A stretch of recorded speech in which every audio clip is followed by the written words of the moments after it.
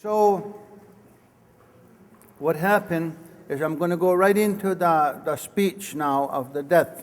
But now you have the fundamental parts of it. Now it'll make sense better to you, I think. And so if somebody dies over there, everybody's mind is on the ground. But there, they're full eyesight, everything good. So what happens over here is a family representative will be sent over there. A runner will go over there from that family, and they come over here to one of the leaders or speakers or somebody who's faith keeper or chief or whatever they find over here, whoever is home at the time, I guess. And then they tell them, we had an unfortunate happen. And then they tell them what happened. So then these people here will do it. They'll grab them and they'll hold it like this and hold their arm. And then they say, we heard you, what your message is, what happened. But there's nothing we can really do about it to fix it. It just happened now. So what we're going to do is we're going to gather all our people together, men and women, and we're going to gather them about what happened to you, my cousin. So go back over there and tell them we're going to meet about it right away, and we're going to hurry up too to go help you. But tell them to wait for us. So he goes back. So then over here, they have a meeting. They send runners out. In older days, every nation, if it's a chief that died, a condoled chief, there's a certain way they holler, like they call it cry. And they walk in a reservation, they holler like that. And when you hear that, you don't have to hear, you just know it's a chief. If they do a certain way, they know if it's a clan mother or if it's just a regular person, there's another way to do it. And you will hear that. Used to be when I was younger, I used to hear it, and I used to do it sometime when a chief died and get sent to different places, different nations to notify them. But that's getting less done nowadays than they used to do it. But anyways, this leader here will send notification to all the clan to come to a meeting here at somebody's house or lawn house or wherever they want to meet. They'll name it. And everybody comes. And then they tell them what happened and the other side. They'll name who it was, when it happened, and this and that. So then what they will do is one man will volunteer or be assigned. Usually it's a volunteer. And he's going to be the head man. He's going to, they call it, that means he will attend to all the affairs of what happened over there. And then there will be one woman, usually a volunteer, or if not volunteer, then assigned. And on a woman, for the woman. And now there's two leaders here, men and women, have been assigned to deal. So then they'll say, now we got to go over there and they choose who's going to dress up the dead, who's going to take the clothes there and all that to dress them, who's going to do the talk over there when they finish dressing them, who's the one that's going to talk every night at the wake, who's the one that's going to talk at the longhouse when it's funeral time, which man from our side is going to dig the grave for them,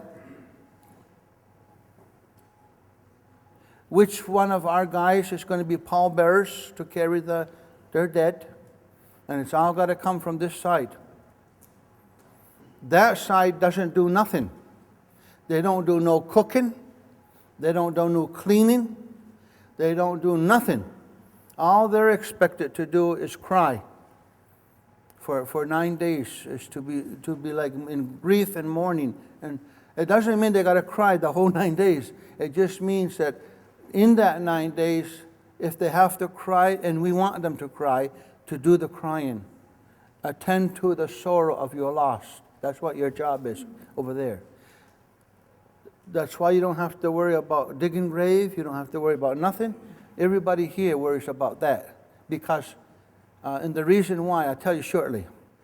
So all our men and women goes over there, and usually what they do, because the real traditional people, they don't believe in putting your dead in a funeral home.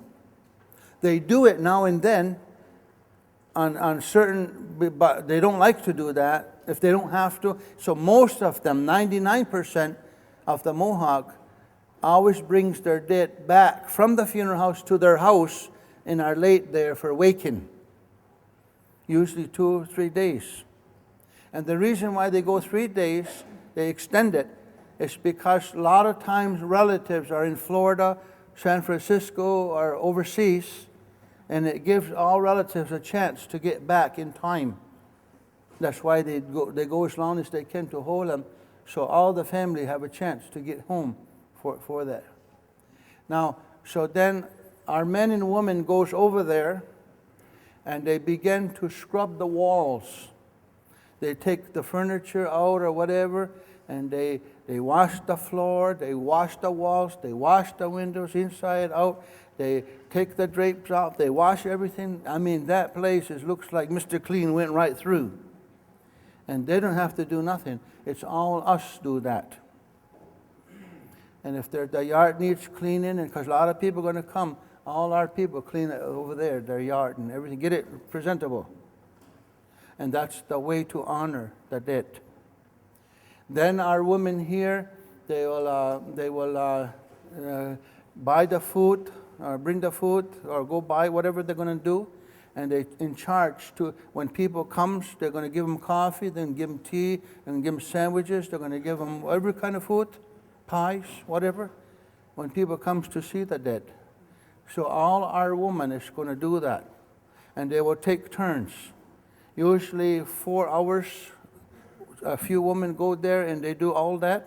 And they finish 4 hours, then another group takes their place 24 hours a day while that body is out. It's never left unattended. Never left unattended.